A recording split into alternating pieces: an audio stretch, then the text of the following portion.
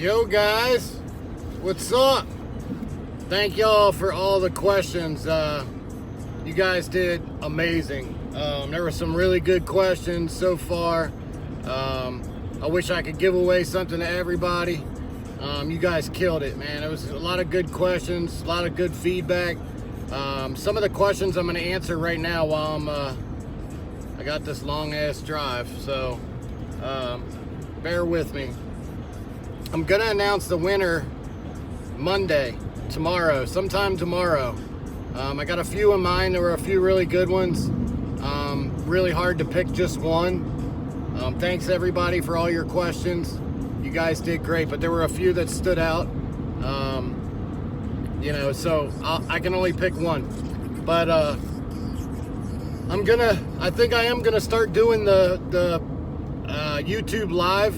Seemed like there was a little bit of feedback from that you guys want to do it, so I'll have to pick a day soon and then let you know somehow that I'm gonna be doing it so that we can get as much participation as possible.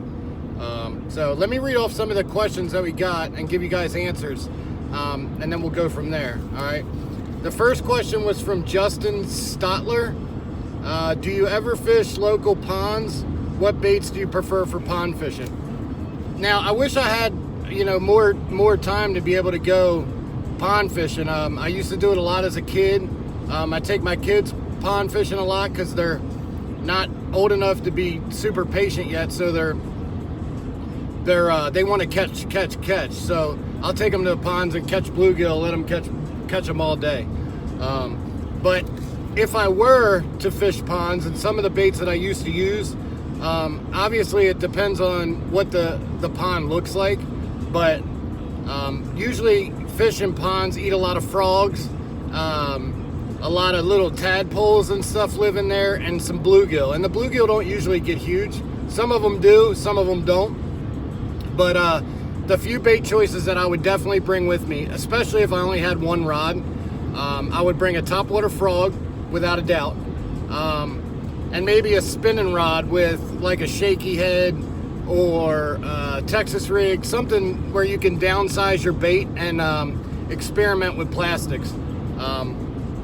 So those are the two that I would use the most. I would definitely throw something that can be weedless, and throw something else that I can throw on top.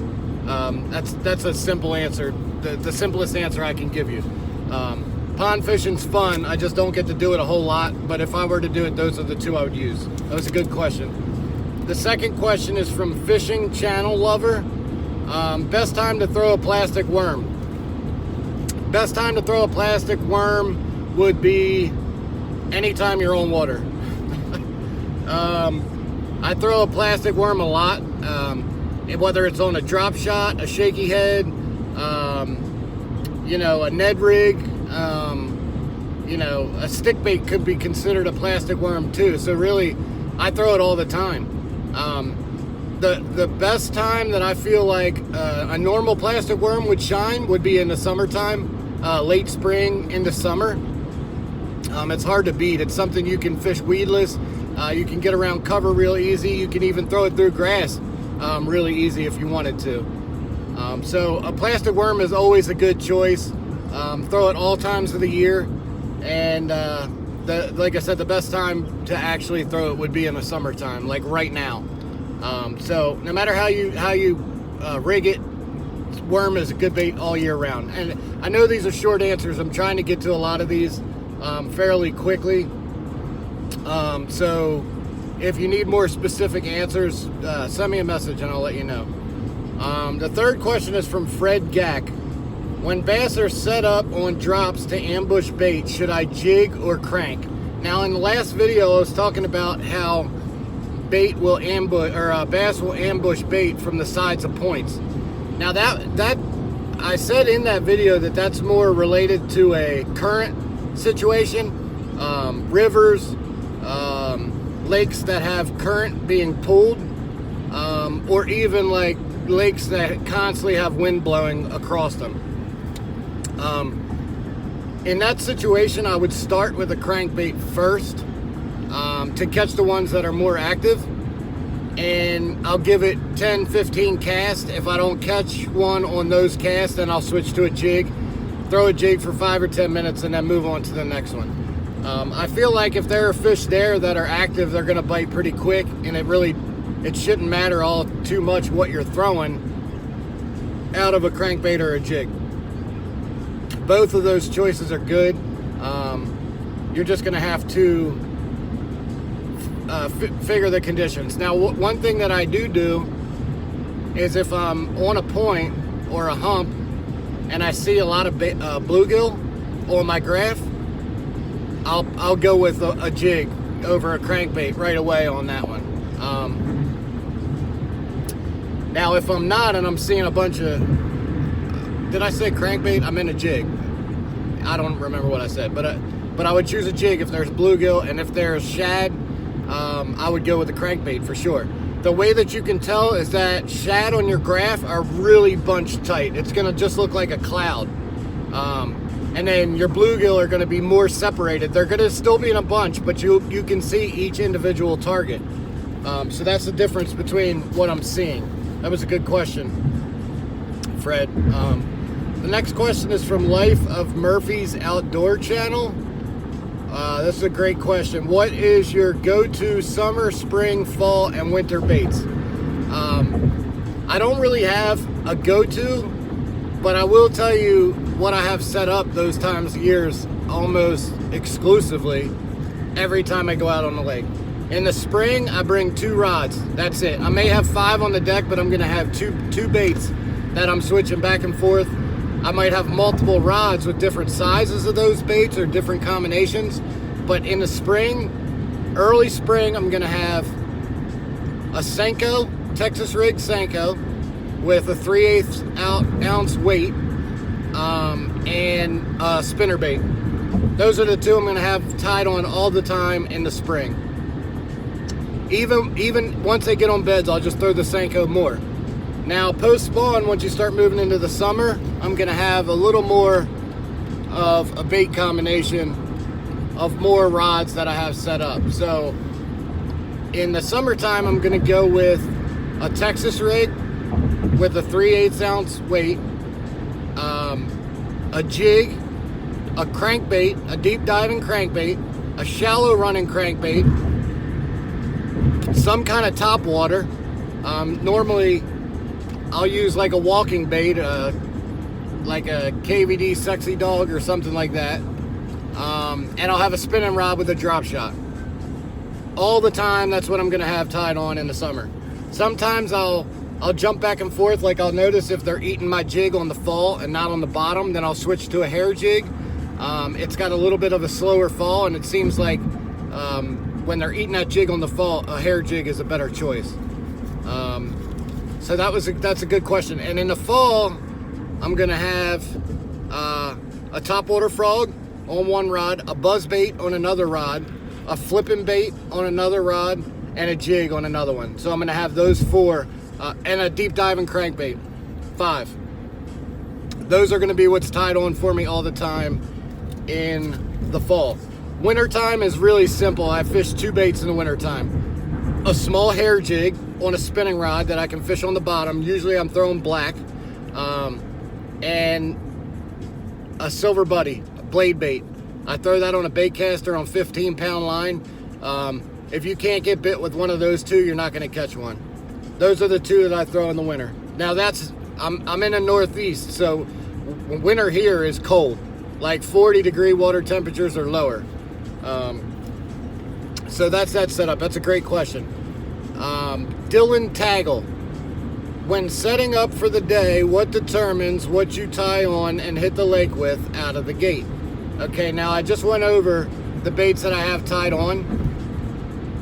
Nothing. The only thing that determines what I have on is time of year. I'm familiar with the lake that I'm fishing, so I know what they eat. It would be the same for any reservoir any reservoir or any body of water that I'm fishing. I would have the same baits tied on in the same time of year, because I know in the early spring they're keyed on shad. So you're going to throw something imitating shad. Why Senko works early in the spring, I don't know. I have no idea, but I know it works. In the summertime, they key a little bit more on bluegill. So, late spring and the summer, they're going to be keying more on bluegill. So that's when I switch to more bluegill presentations. But I'm still mixing in some shad with it as well. So what determines what I'm throwing is, it's going to be, number one, the forage. Is there bluegill in your lake? Is there crawfish in your lake? Or is shad the main forage in your lake? That's going to determine what I'm going to throw. Obviously, if there's bluegill in the lake, I'm going to throw something green pumpkin or black and blue. Same thing for crawfish. And if there's shad, I'm going to throw something more white and blue, white and green, something like that. So time of year is what determines it, and forage. Those are the two key factors that I'm thinking about. And whether I'm fishing deep or shallow. The baits are going to stay the same for deep or shallow. The weight's going to change, okay? That's a great question, though. Next question is from Adam Markley. How do you find the bait? It seems like sometimes I'm just randomly searching and not finding it. This is a loaded question, and it's really, really simple for me to answer. I don't purposely look for the bait because there's so much bait in any given body of water that if you were to search for bait and fish only bait, it's going to take you forever just to find that productive areas and the non-productive areas, okay? So what I do when I say that if there's bait, the more bait, the better. What I mean by that is I have my spots that I'm going to, right? Say I'm fishing offshore and I'm going to fish, a couple different spots. So when I pull up to that first spot, I'm constantly paying attention to my graph while I'm casting, all right? Now, if I'm seeing globs and globs and globs and globs of bait, I'm going to stay there a lot longer than I would if I show up and it's a ghost town, okay? If I'm seeing one or two, couple pieces, couple pods, I don't pay any mind to it. I know there's bait there. There's enough bait to keep bass there, but I'm not going to waste a whole lot of time. Now, if I pull up on another spot and it's completely blacking out my graph, like I got bluegill everywhere or I got shad everywhere, I'm going to stay in that area a lot longer than I would if there wasn't bait. So it's not necessarily that you want to go searching for the bait. It's that you want the bait to come to you, basically. You're going to just stop on those spots that look good to you or the areas that you're normally fishing. And if there's bait, spend a little bit of time there. When there's no bait, you can make a couple casts and move on. Those fish are going to tell you fairly fast whether they're there or not, okay? That's a great question, too. Next question, Adam Wilkins. How long do you throw a bait before you change it up? Now, that's a good question, Adam, and this goes back to the last question also. So what I normally do is, it's difficult for me to answer this because I'm so confident in some of the baits that I throw, because I've caught hundreds of thousands of fish on them, right? So I know at any given time, these fish are going to bite this bait. There's no if, ands, or there's nothing that's going to stop me from throwing that bait, except if I go for, several hours and don't get a bite. Even if I go 2 hours, 3 hours without a bite, I'm not changing baits. And the reason why is because I feel like I've had it happen numerous times. So it's not even like I feel like it. I know that if you're not around them, you're not going to get bit, okay? So if I'm pulling up at some of my normal areas and I'm not catching fish, I don't think it's because I'm using the wrong bait. I think it's because they're inactive and I need to go find some active ones. So I don't switch baits a whole lot. What I do is a lot of it I base off of my instinct, okay? Now, this is something you can't teach. Your instinct has to be learned on the water. It's what makes people better than other people, okay? The more time and the more situations and conditions that you face, the more you learn. So me being out on the water 40 hours a week for the past God knows how long, I have a huge advantage because I've seen it all before, right? Now, I still don't know it all, and I still learn every day. But I've learned to trust my gut and to know when my mind is telling me to go, it's time to go. Or when my mind is telling me to move over there and go make a cast over there, I know to do it, right? So the bait change isn't necessarily going to be about changing baits per se. It's going to be more of having enough confidence in the bait that you're throwing that you're going to get bit. Now, I can tell you, if you're out there and you're just moping and going through the motions and you're not catching many, chances are you're not going to catch one. You know why? Because up here you're fucked up. You know, I've been in many situations, tournaments where it's 12 o'clock and weigh-ins at 2 o'clock, and I don't have a single fish in a live well. And most people up here is going to start, your wheels are going to turn, right? You're going to be wondering, man, I'm screwed. I'm leaving early. Don't ever do that. I'll tell you why. I can't tell you how many times the same bait, I didn't change baits, same bait, I would go from 6 o'clock in the morning until 12 o'clock in the afternoon and not have a single bite, right? And then between 12:30 and 1:30, I'll catch 10 fish, okay? Now, what is that? Is that the fish just magically appeared on the spot that I'm fishing? Is it that I made a decision, that I changed in locations and found them? I don't know. But I can tell you that I've seen it happen millions and millions and millions of times.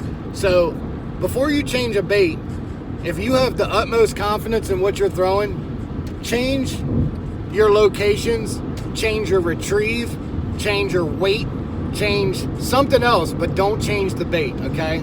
Now, obviously, if you're throwing something fucking retarded, like a goddamn rooster tail or just something completely out of the ordinary that's not going to work, or that's not the best bait for the lake you're fishing, pick something, you know, that you have some confidence in.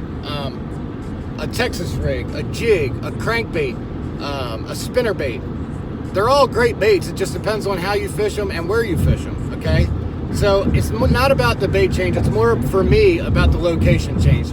Now, a lot of guys will beat you in the head and tell you, you got to change the bait. You got to swap baits. No, you don't have to swap baits. If you have confidence in a bait, you're going to catch them when you're around fish that are eating, okay? Simple as that. All right, so remember that. It's all up here. Good question, man. That was a great question. The last question is from River Riding. When picking a spot, regardless of the body of water, what do you look for? All right, so I'll explain to you how I work, how my mind works.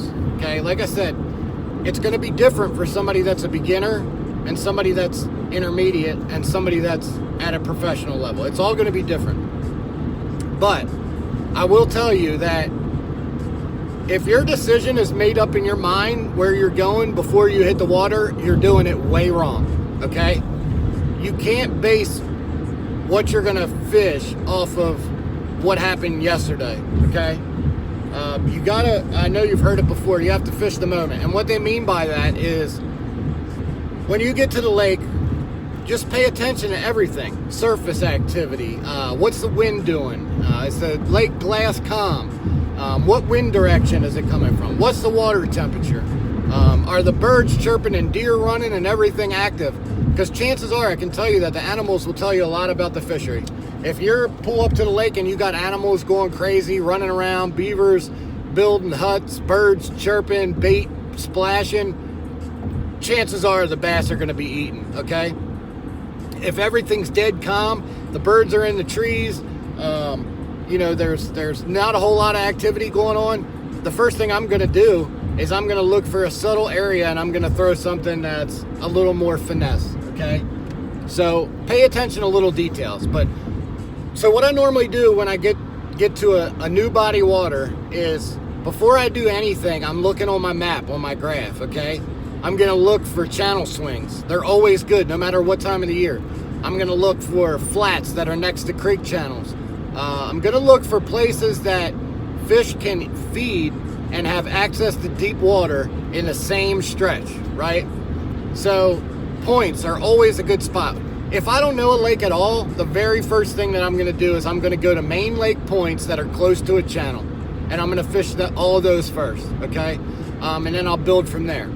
A lot of it depends on the time of year. That's more like any other time except for spring. In the spring, obviously, I'm going to look for flats that are near deeper water, that have access to shallow and deep water and protected. You know, I've already went over this for the spring. But summertime, if I've never fished a body of water, I'm definitely going to be looking at points. Points, creeks, coves that have incoming water coming in the back of them, fresh water. I'm going to look for offshore rock piles. I'm going to look for the thermocline. I'm going to want to find out where the thermocline is. And then that'll narrow it down, because once you find the thermocline, you know what depth that they're going to be staying. You know, if the thermocline's in 10 foot, you know you don't have to waste your time fishing anything deeper than 10 foot. So there's a lot that can go into that question, but that's what I would start on a body of water I've never fished. Is definitely, without a doubt, is going to be points. So thank you guys so much for the questions. I'm glad you guys enjoyed it. Hopefully we'll get some more feedback and we can do some question and answer. I'll announce that winner sometime tomorrow. I will be out on a boat tomorrow doing a couple on the water tutorials. So I'll be posting them again soon after this video. This video probably won't go up until Monday sometime. Today's Sunday, so it'll probably go up tomorrow sometime. But I appreciate you guys watching. Thanks again for all the questions. You guys kill it. And if you're new to this channel, please like and subscribe it. We could use you. You know, we need as much help in our little army that we can get. And we can feed off each other and we can all learn. So, all right, guys, I'll talk to you soon.